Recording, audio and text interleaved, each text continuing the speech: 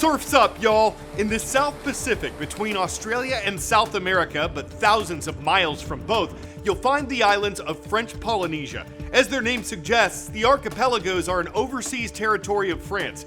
That's why, though most events of the 2024 Summer Olympics will be taking place in Paris and other parts of metropolitan France, surfing will be taking place in Tahiti. And this is what you can expect to see there. Olympic organizers said they wanted to spread the games across France, and this location, which is about 9,700 miles from the nation's capital, seems to accomplish that. This year's Summer Games will be the second time that surfing is held as an Olympic sport.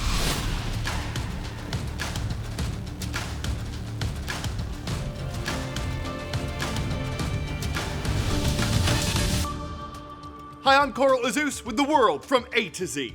There are two nations in the world that start with the letter Z. One is the southern African nation of Zimbabwe, and on its northwestern border is the country of Zambia.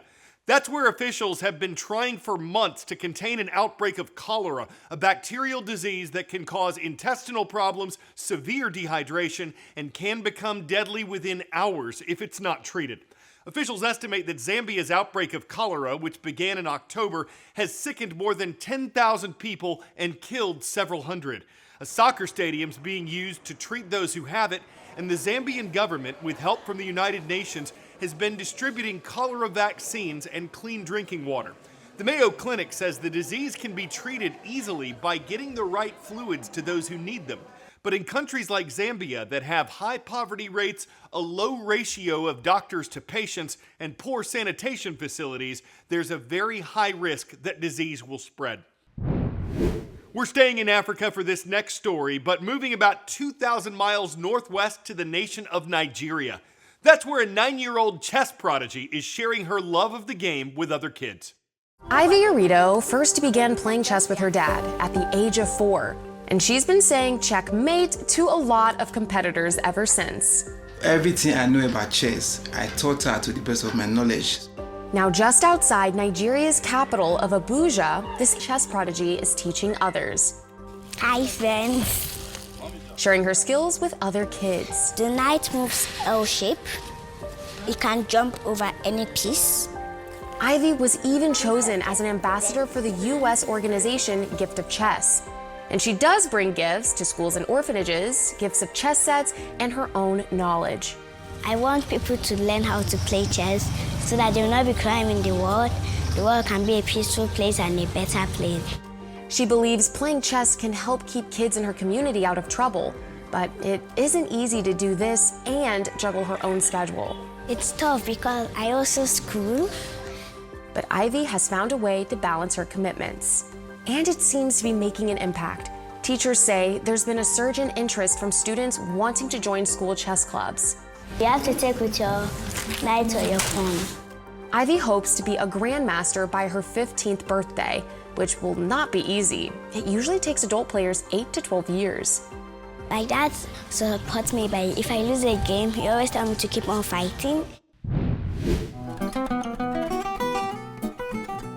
On this date in world history, China's Ming Dynasty officially began on this date in 1368. It's when Zhu Yuanzhang ascended the throne as emperor at age 40. The Ming Dynasty would last almost 3 centuries. It was a relatively stable period, but one with domineering government control. In 1849, this was the date when Elizabeth Blackwell graduated from Geneva Medical College in New York. That made her the first woman in the nation to receive a medical degree, despite facing a lot of opposition to her becoming a doctor. And the first woman to serve as U.S. Secretary of State was sworn in on January 23rd. That was back in 1997 when Madeleine Albright took the oath of office. She served in the role until 2001. The U.S. state of New Hampshire is holding its Republican primary today. Florida Governor Ron DeSantis exited the race earlier this week, leaving 2 people seeking the GOP nomination. Former President Donald Trump, who's running for a second term in office, and former South Carolina Governor Nikki Haley, who also served as ambassador to the United Nations when Trump was president. Between these 2 candidates, whoever is able to win enough delegates in the ongoing primaries and caucuses will appear on the presidential ballot in November. There are two other Democrats, U.S. Representative Dean Phillips and author Marianne Williamson, who are challenging incumbent President Joe Biden for his party's nomination. But experts say he's all but certain to win that. World knowledge. Officials estimate that Americans each consume about 3 pounds of what food every year? Mushrooms, spinach, asparagus, eggplant. Of these foods, the one that Americans consume most is mushrooms, eating roughly 3 pounds per person annually. But not all mushrooms are created equal or are equally safe to eat. A single destroying angel mushroom, for instance, can kill someone who eats it. A man from Ohio had several after his smartphone app told him it was safe. Amazingly, he survived, and Bill Hickman's story underscores the warning about mushrooms: when in doubt, throw it out. I saw the mushrooms over here. Last September, Bill Hickman found what he thought were edible mushrooms growing near his house in Windham, Ohio. I looked down and I put my phone on it, and it says, boom, it's a giant puffball. I'm like, oh, cool. So I put my stuff down over there and gathered a few up. But the app on his phone was wrong. 8 hours after eating the mushrooms, Bill got violently sick. I just didn't think I was going to live. It turns out Bill had eaten 4 of what are known as destroying angel mushrooms, a highly toxic species. The first doctor pretty much told us we can't help him, that he's not going to survive. Nationally, reports of potentially toxic mushroom exposures are up more than 11%. To see just how diverse and potentially dangerous mushrooms can be, we went foraging with mycology instructor Rick Vandepoel in New Hampshire. This one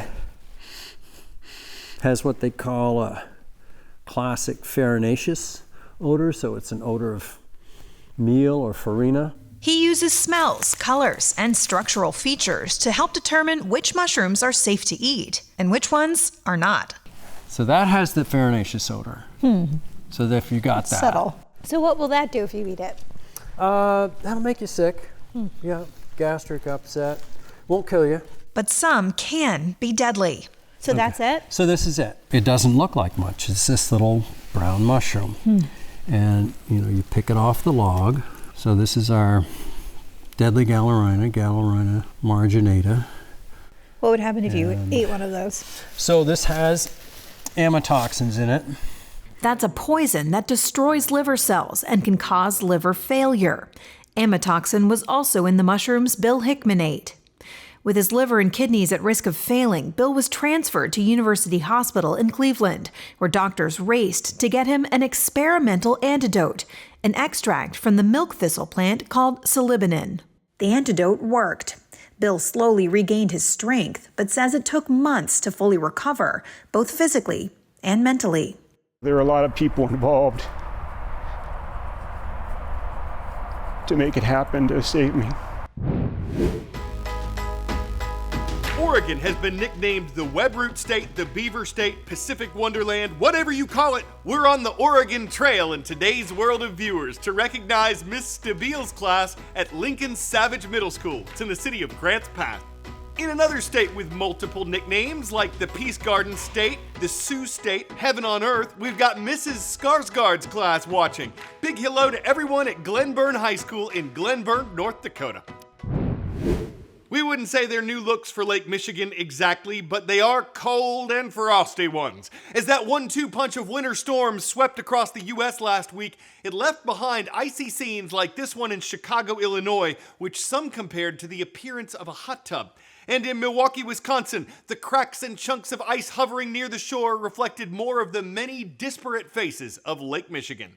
If that's a face, the stare is frozen. Only Elsa might have chosen to build a castle where ice sheets glow. The rest of us would want to let it go. It's fine for show, if it grows on you, but you chill out the moment it froze on you, numbing up the fingers and toes on you, ice block stacking up the woes on you, so fly south till summer breeze blows on you, and once again you can sense the nose on you. I'm Carl Azus for the world from A to Z. Looking forward to seeing you tomorrow. You mean the world to me.